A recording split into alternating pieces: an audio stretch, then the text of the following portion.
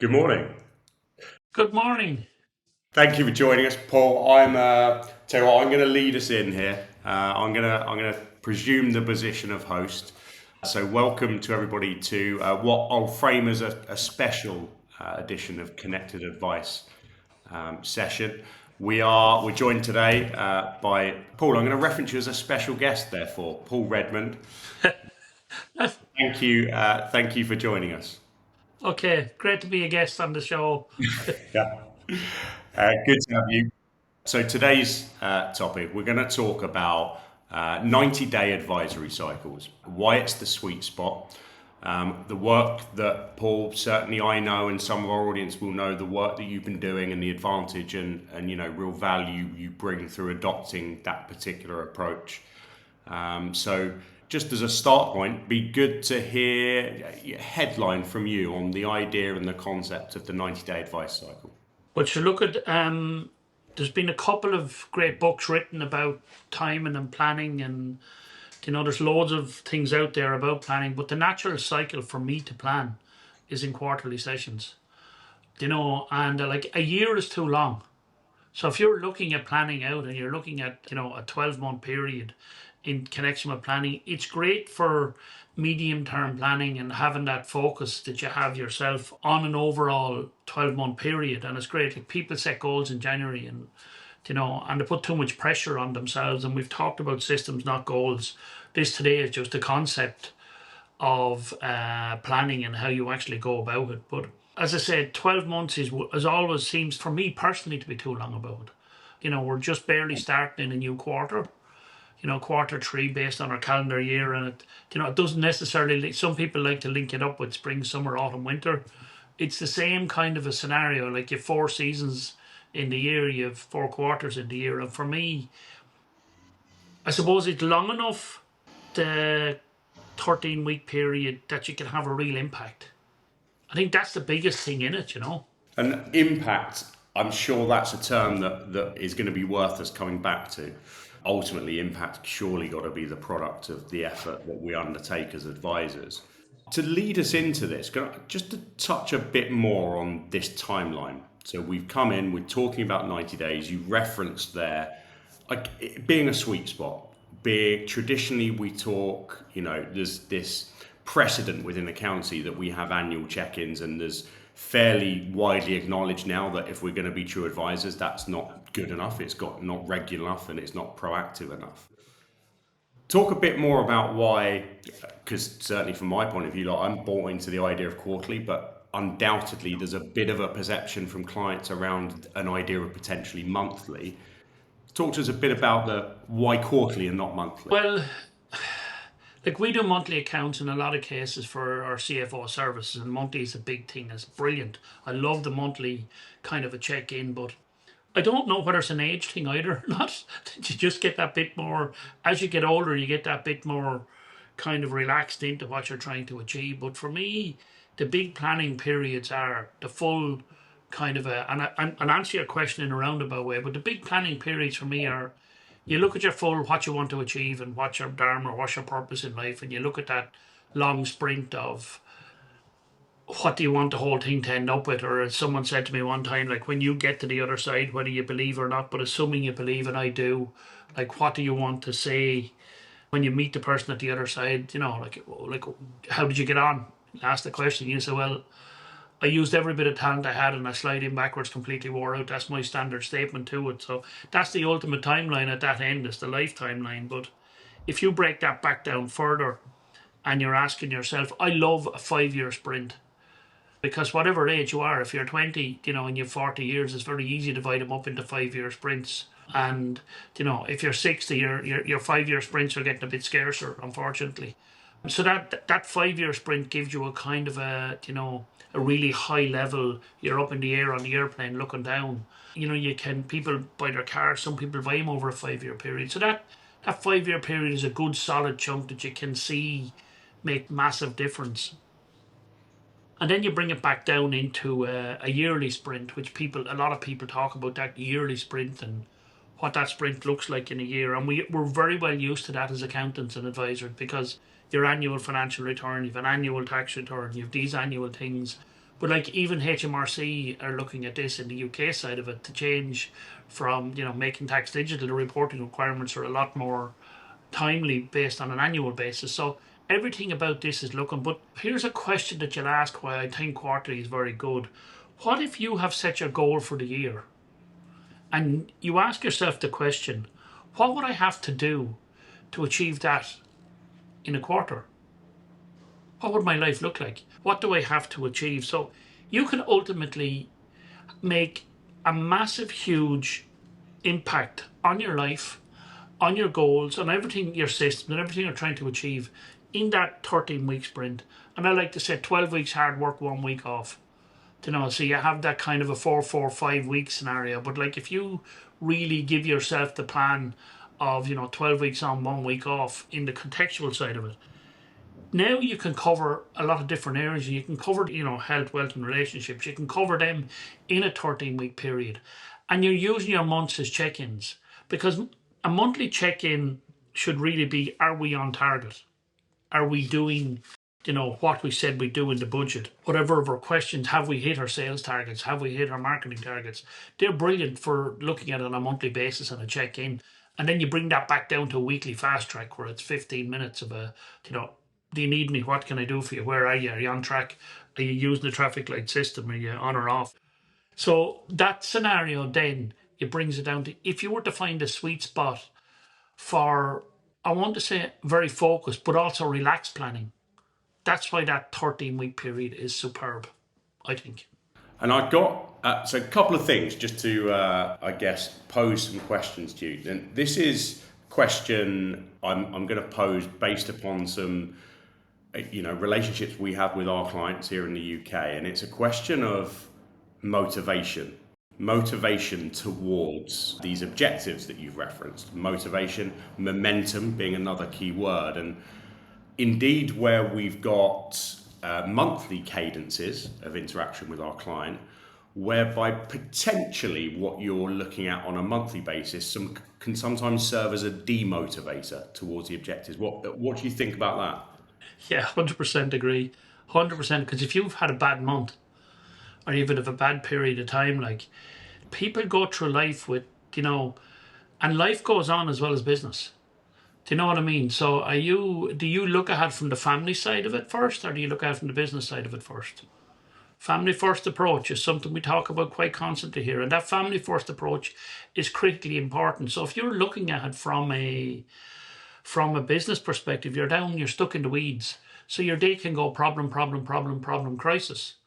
And the same thing can happen with the month. But if you take a step back, that 13-week period is long enough to,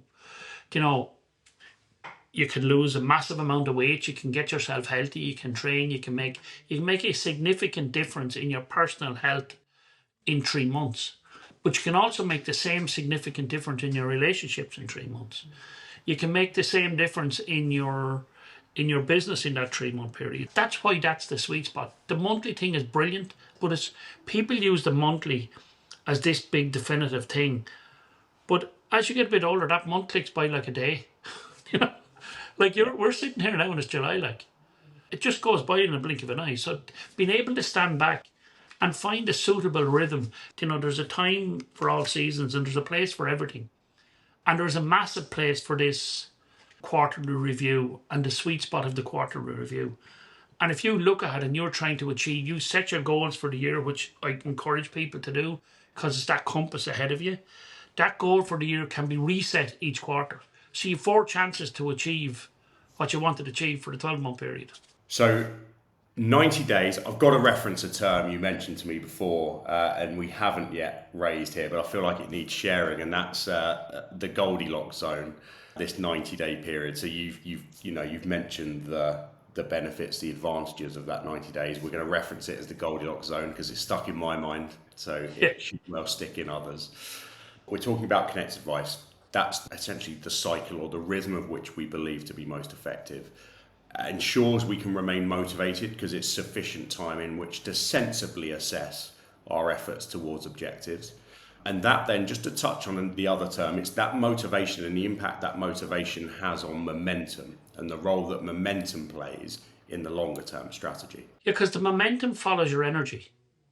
You know, you build momentum, and you can have momentum with deep work, and you're doing deep work, and you can have this, you really go down in the tunnel to achieve something, and that's fantastic. But like, why is there 4 seasons? There's a season to plant, there's a season to harvest, there's a season to lay fallow, and there's a season to grow. And you know, the farming community are really, really good at following those 4 seasons, and they come naturally to you. So within the 4 months and within that month, you have to understand where your energy goes. And the energy is the critical, crucial part of this.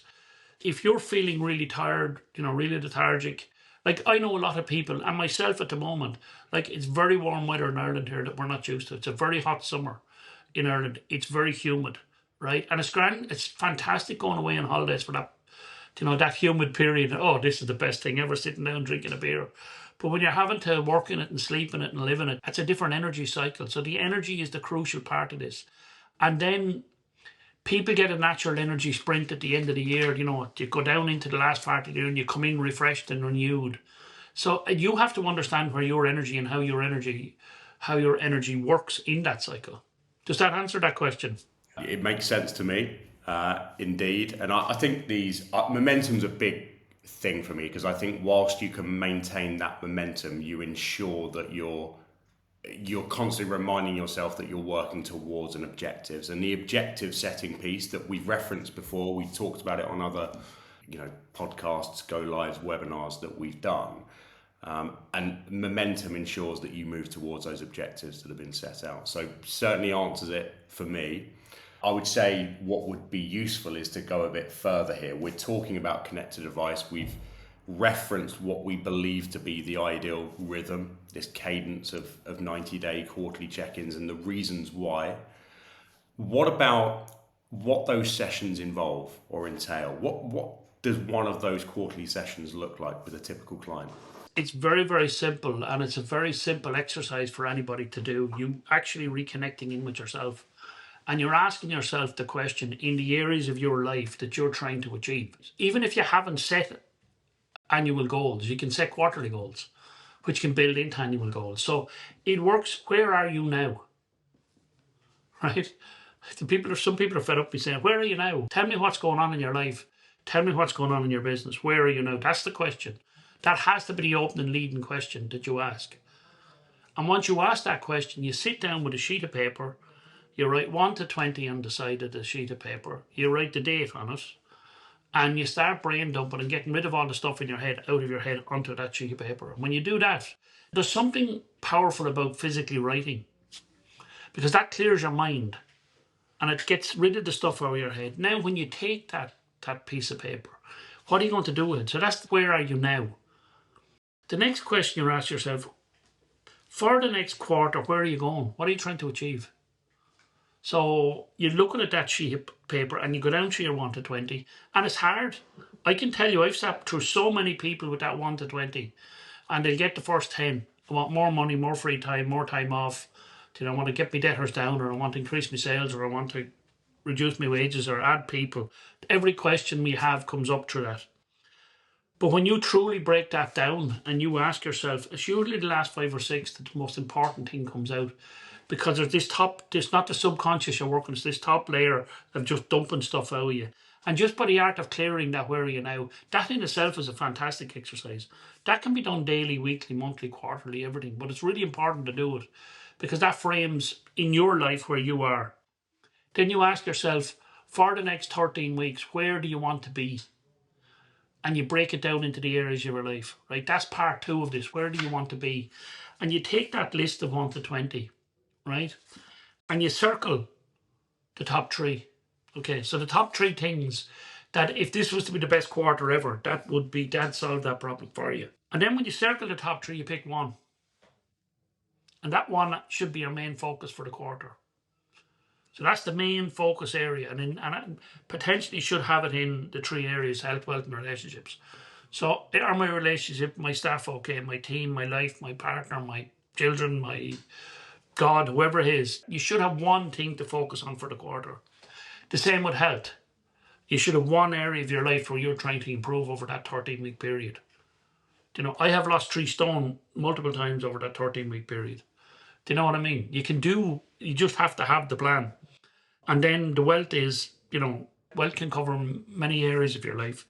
But then when you take that top 20, you brought it down to the top three, you've picked one, you sit down and you write that goal on top of it or that thing, and you start the 1 to 20 again. This is about building momentum and energy. It's re-asking yourself the same questions. Where are you now? Where are you going? And how can you get there? And when you write that final list, that's how you're going to get there. And that will step you back into getting rid of all the stuff that doesn't matter in your life. Can I ask a question on this point? Yep. So we're talking here, and I guess we should acknowledge as accountants, there's a tendency that we are focused in on the business. So we're thinking about the client's business because of the nature of the work that we've done as a legacy. Yeah.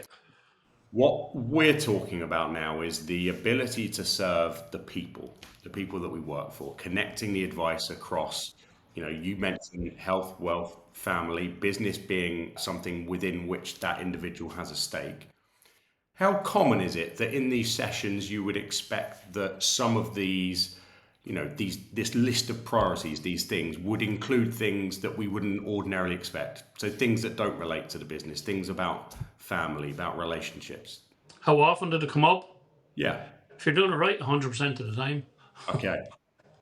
Give us a tip to try and, eke some of that, because it's going to be important. They're going to be what we believe to be huge motivational factors in what the plan needs to be for a business to serve that individual. If you're looking at 13, like my plan for the next 13 weeks, right? I've had a few issues. It's not health-wise, it's just strength-wise and that. So one of my main areas of my plan will be, I'll be focusing this quarter on getting back up to fitness levels. I fell and hurted some ribs, so I've been off my training. So for me, when I do that part of it, and when I focus in and I'm really strong and I feel really fit and I feel really healthy, everything else is so simple to do. Now, for somebody else, that could be that you've lost your momentum in work, but your relationship at home is not working. There's something particularly, we're human beings. So whatever affects us mentally or physically, like I think this month, somebody told me is mental health month for men, right? So it's really important to look after your mental health.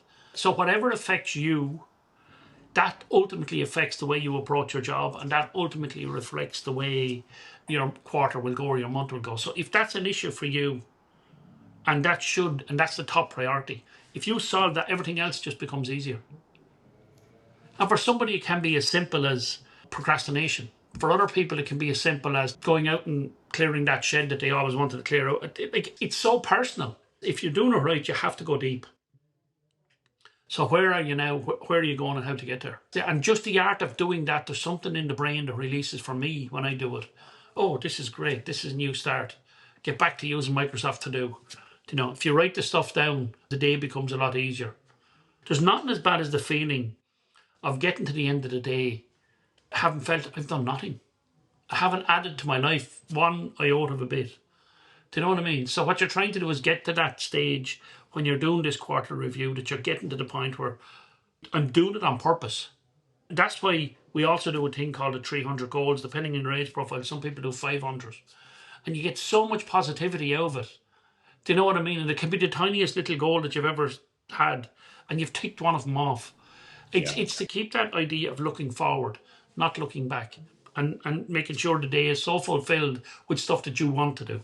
Bit of a, I guess, off piece here, but in relation to the achieving objectives, the positive mental feeling of achieving an objective isn't necessarily directly correlated to the size of that task. So ticking something off which is easy is going to give you a similar boost to something that potentially is much greater burden.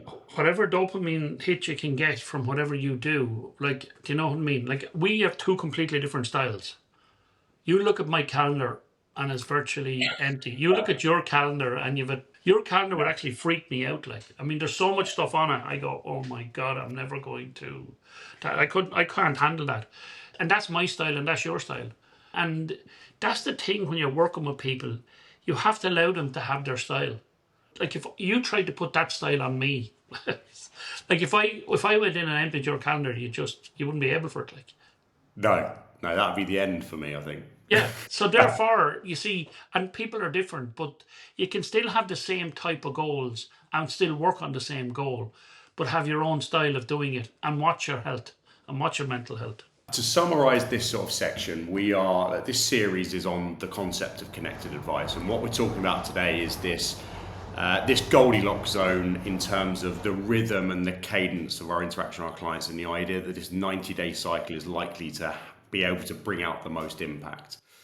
What we're then talking about is framing those interactions with our clients around the basis of understanding where are we at, where are we going, and what do we need to do to achieve that, and prioritizing what that is, breaking it down, consideration across health, wealth, relationships. What about then, Paul, just to maybe bring this to life a bit more, is there an example that, considering relevant confidentiality, sensitivity, an example you could give us with a client whereby we can demonstrate the impact this type of working relationship has? I've had a client that I've been working with for a long time, and he's now a good friend of mine actually as well. And this guy sent me a text recently. He says it's 7 years since we went for our first run. Right? Now this guy was, in his own eyes, overweight. He was stuck a little bit in his life and in his area. This guy now, at this stage, 7 years later, is just, his business is thriving. He's a number of employees. This guy could walk out tomorrow morning and do a marathon, right? He goes into the gym and he's deadlifting 100 and something, 20, 30 kg. I don't know what it is. It's just embarrassing the amount he's lifting and pressing them. But this guy has flipped his whole life. He's now gone to that growth and contribution stage. So it doesn't happen overnight, right? He also done two 24-hour runs, right? Imagine that, 24 hours running for 24 hours, right? But the point I'm making is you have to find in your way how you best handle the future, how you best handle how you're going to, how you plan, how you decide what you're doing, how you decide to go on. This just happens to be one system that is long enough to have a significant lifelong impact on you, short enough that you can see the result. Like, you can have a goal for 5 years, but people get fed up, like. Do you know what I mean? You can go for 12 months, but it's too long. So this is a sweet spot for a lot of people, that they will get a huge, massive impact. But the other thing is you have to commit to it.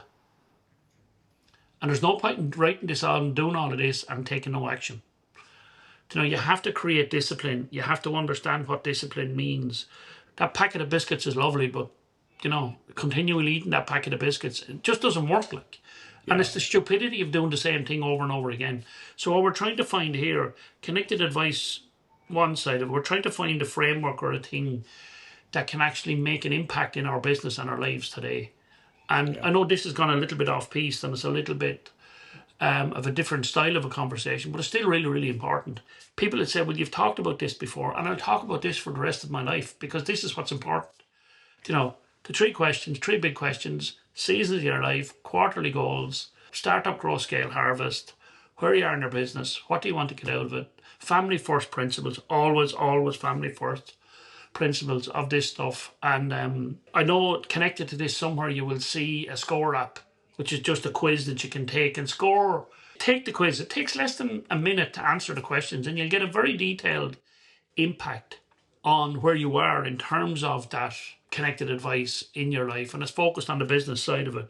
We have more detailed ones that we have in our program. We've ones with 50 questions in it. So, but like it's about catching your breath, recognizing that you've gone through this part of the year, there's another part of the year, and live it on purpose. I suppose that's the live it on purpose. I like it, and I know there's we cover some ground on multiple sessions that we do in terms of having some crossover, but I think it's important. I think there's certainly today we've covered practicality of deploying what we're talking about. I love the idea of the motivation, momentum, impact.